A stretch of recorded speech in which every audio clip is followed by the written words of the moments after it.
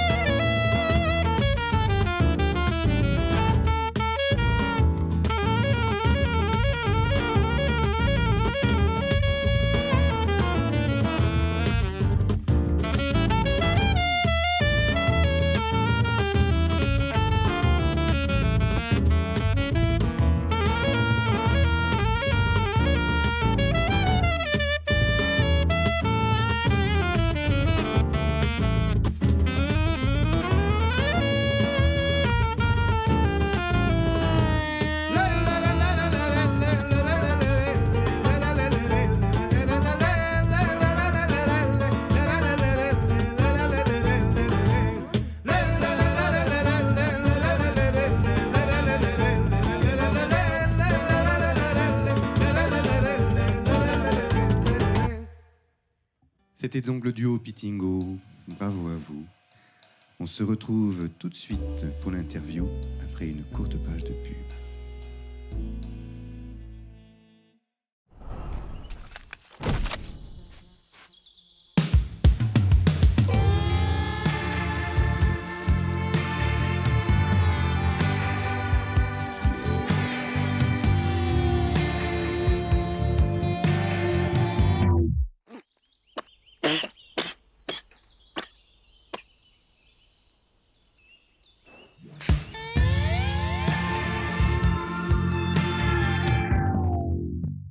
On se retrouve donc pour la séquence interview avec le duo Pitingo. Merci. Merci. Salut à vous. Alors Pitingo, ça veut dire quelque chose? Ça veut dire le bienheureux. Le bienheureux. Eh oui. En la lengua gitana. En langue gitane. José, t'es d'origine gitane? Oui. Et andalouse. et andalouse. La formation, ça fait combien de temps que vous jouez ensemble ? Eh bien écoute, ça fait 1 an et demi là, qu'on travaille sur ce projet avec Rossé. On se connaît depuis 4 ans, on joue ensemble d'ailleurs depuis 4 ans dans un groupe qui s'appelle Calais. C'est une plus grosse formation, on est 4, où il y a un contrebassiste et une pianiste qui nous accompagnent. Et on a décidé de monter un duo parce qu'on avait besoin d'aller jouer, et notamment l'hiver, d'aller jouer dans des endroits plus petits, de faire pas forcément des grosses scènes. Et on avait envie de faire ça, d'avoir ce rapport avec les gens moins formel que les grandes scènes. Et voilà, donc je me suis mis à travailler beaucoup la guitare pour pouvoir accompagner mon ami Rossé. Et puis voilà, avec l'aide des pédales loop et tout ça, je peux passer d'un instrument à un autre et l'accompagner du mieux possible. Et la présence de la danseuse. Caro est là, elle fait partie d'une compagnie dont nous faisons partie aussi, et on lui a demandé de nous accompagner. Elle est là sur certains concerts, quand c'est possible, d'avoir un salaire en plus, tout simplement. Donc en fait, le duo Pitingo fait partie en quelque sorte d'une compagnie plus large. Tout à fait, qui s'appelle la compagnie Oya. Oya, oui. Qui a pour but de réunir un peu tous les arts. Elle réunit un calligraphiste par exemple, des danseuses. Il y a plusieurs spectacles et voilà, et le duo Pitingo l'a intégré. D'accord, maintenant qu'on se connaît, on va faire une petite pause pour regarder un court reportage sur une cause que vous défendez, qui est le droit des musiciens de rue. À tout de suite. Tout ça bien.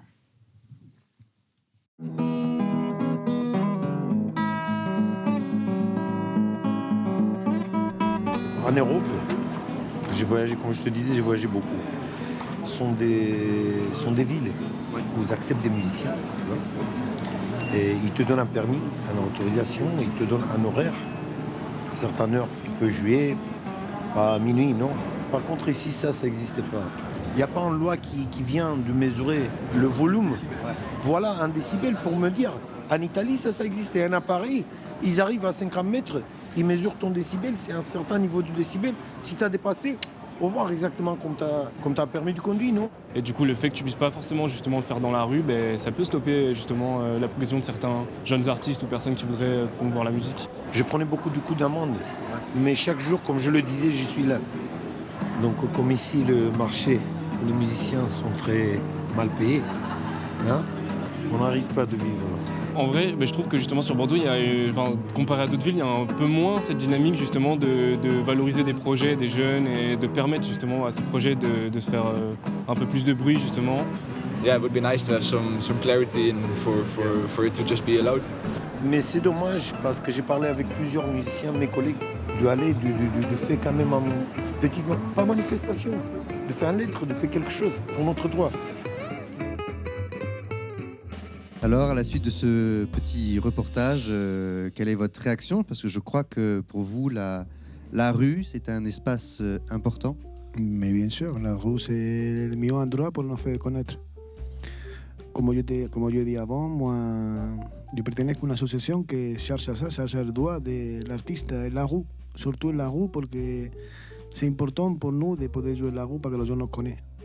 Et cette association dont tu parles, ça s'appelle la Fama Andalucía, la Fama Andalucía. Aussi la Fama France. Et nous, Duo Pitingo, somos aussi engagés sur ça parce que nous tenemos besoin de jouer la rue pour que les gens nous connaissent.